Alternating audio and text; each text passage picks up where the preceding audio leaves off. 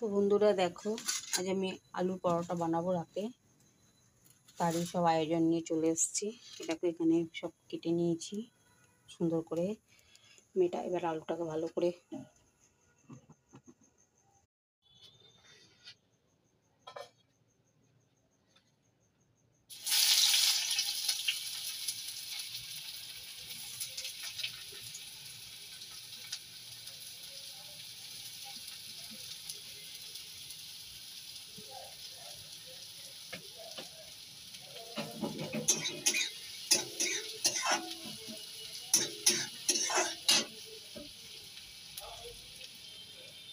তো দেখো বন্ধুরা, আলুটা আমি ভালো করে পেঁয়াজ আদা সব লঙ্কা সব কুচি কুচি করে ভালো করে আলুটাকে হলুদ দিয়েছি, ভেজে নিয়েছি। এবার আমি দিয়ে দেবো একটু ধনে পাতা আর একটু চাট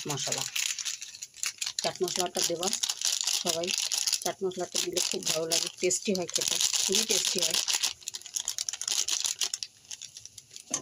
এরকমভাবে দিয়ে সবাই তোমরা করতে পারো। শীতের রাত্রে খুবই ভালো লাগে গরম গরম আলুর পরোটা আর ধনেপাতার চাটনি।